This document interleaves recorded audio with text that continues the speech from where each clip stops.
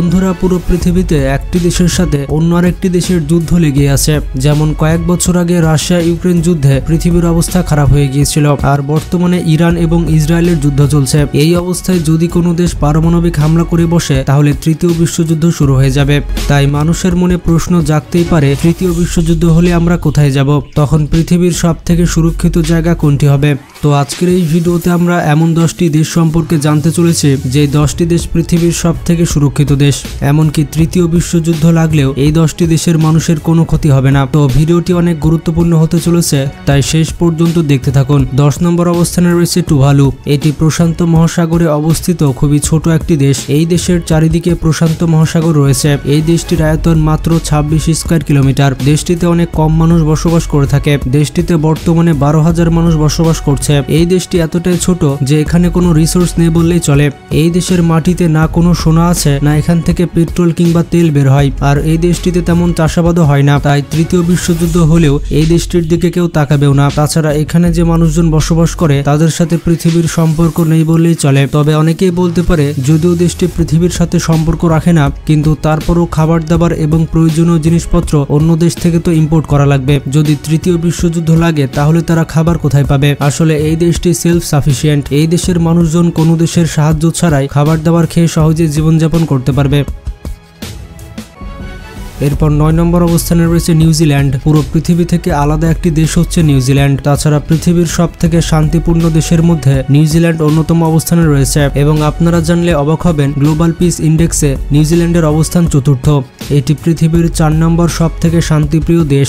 New Zealand দেশটি তাদের ক্ষেতখামারি এবং ডেইরি ফার্মের জন্য পুরো পৃথিবীতে বিখ্যাত। নিউজিল্যান্ড প্রচুর পরিমাণে দুধ উৎপাদন করে থাকে। তারা দেশের চাহিদা পূরণ করে পুরো পৃথিবীতে দুধের সাপ্লাই করে থাকে। তাই যদি তৃতীয় বিশ্বযুদ্ধ হয় তাহলে আপনি নিউজিল্যান্ড দেশটিতে গিয়ে দুধ পান করতে করতে জীবন পার করতে পারবেন। তাছাড়া তৃতীয় বিশ্বযুদ্ধের সময় কোনো দেশই চাইবে না নিউজিল্যান্ড দখল করতে। এর কারণ হচ্ছে দেশটির জিওগ্রাফিক্যাল লোকেশন। পৃথিবীর অন্যান্য দেশের থেকে নিউজিল্যান্ড অনেক দূরে অবস্থিত। এটি অস্ট্রেলিয়ার সব থেকে কাছের দেশ, কিন্তু তারপরও দেশটি অস্ট্রেলিয়া থেকে 4000 কিলোমিটার দূরে অবস্থিত।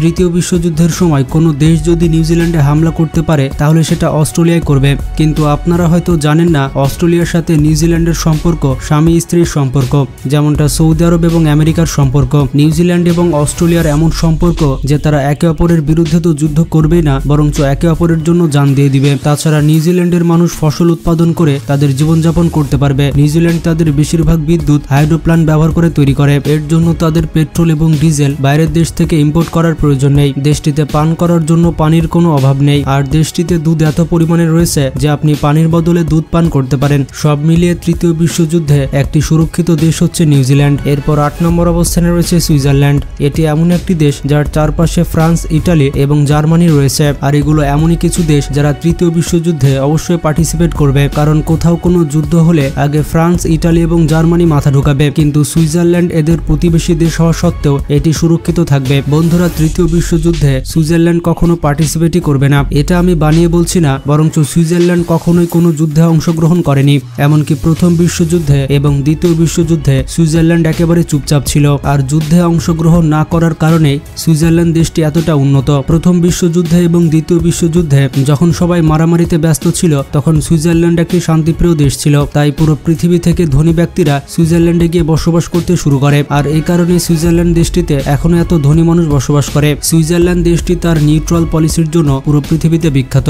দেশটি কখনোই কোনো যুদ্ধে অংশগ্রহণ করেনি এবং ভবিষ্যতেও কোনো দেশকে সাপোর্ট করবে না। তাছাড়া যদি কেউ সুইজারল্যান্ডে হামলা করেও দেয় তারপরও কোনো দেশ সুইজারল্যান্ডের কিছু করতে পারবে না, কারণ সুইজারল্যান্ডের চারিদিকে বড় বড় পাহাড় রয়েছে। এই পাহাড়গুলো ন্যাচারাল ব্যারিয়ারের কাজ করে। আর এইরকম পাহাড় আফগানিস্তান এবং রাশিয়াতেও রয়েছে, যার কারণে আফগানিস্তান এবং রাশিয়া দখল করা অসম্ভব। সুইজারল্যান্ডের এই পাহাড়গুলো কোনো সেনাবাহিনী পার করতে পারবে না, এমনকি কোনো ফাইটার জেট প্লেনও পার করতে পারবে না। এর পাশাপাশি সুইজারল্যান্ডে প্রচুর পরিমাণে বাংকার রয়েছে। এই বাংকারগুলো মানুষের সুরক্ষার কথা চিন্তা করে তৈরি করা হয়েছে। এমনকি সুইজারল্যান্ডের উপরে নিউক্লিয়ার হামলা হলেও এই দেশের মানুষের কিছুই হবে না। এই কারণে সুইজারল্যান্ডকে পৃথিবীর সবথেকে সুরক্ষিত দেশগুলোর মধ্যে ধরা হয়।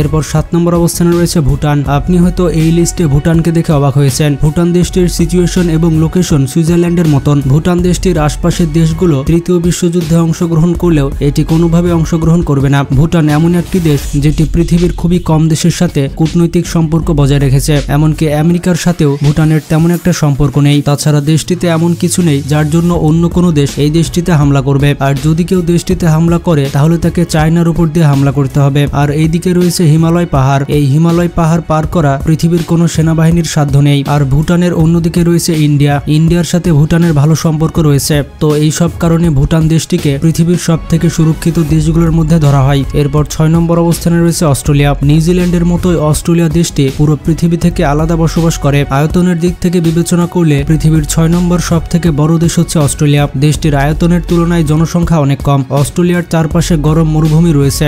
দেশটির বেশিরভাগ মানুষজন দক্ষিণ দিকে সমুদ্রের পাশে বসবাস করে থাকে। অস্ট্রেলিয়া দেশটিতে যদি কেউ হামলা করতে চায় তাহলে নৌবাহিনী এবং বিমান বাহিনীর মাধ্যমেই পারবে। এই দেশটিতে সেনাবাহিনী ঢুকতেই পারবে না। তাছাড়া কোনো দেশ যদি নৌবাহিনীর মাধ্যমে অস্ট্রেলিয়ার উপরে হামলা করতে চায় তাহলে অস্ট্রেলিয়ার নৌবাহিনী এতটাই শক্তিশালী যে তারা মুহূর্তের মধ্যে ডিফেন্স করতে পারবে। তাছাড়া কোনো কারণ ছাড়া একটি দেশ অন্য দেশের উপরে হামলা করতে চাইবে না।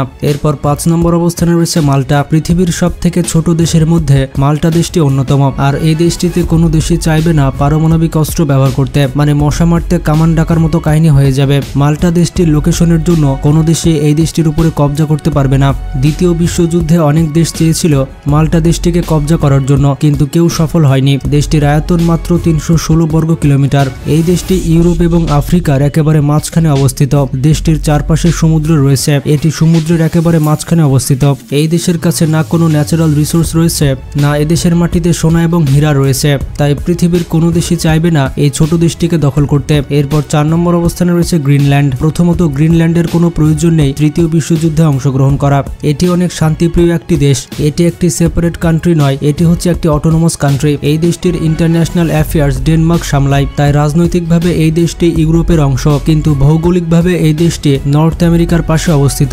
তাছাড়া আর্কটিক সার্কেলের কাছাকাছি অবস্থান করার কারণে এটি অনেক বিপজ্জনক একটি বরফের দেশ। যদি দেশটিতে কোনো বড় বড় যুদ্ধজাহাজ আসতে চায় তাহলে সেই যুদ্ধজাহাজগুলোর অবস্থা হবে টাইটানিকের মতো। এই দেশটিতে প্রচুর পরিমাণে বরফ রয়েছে। বরফের মাঝখানে কোনো যুদ্ধজাহাজ চলতে পারবে না। তাছাড়া এই দেশটি অনেক শান্তিপ্রিয় দেশ, কোনো দেশে এর উপরে হামলা করতে চাইবে না। এরপর 3 নম্বর অবস্থানে রয়েছে ফিজি। 330টি আইল্যান্ড নিয়ে গঠিত এটি পৃথিবীর সব থেকে ছোট দেশের মধ্যে অন্তর্ভুক্ত।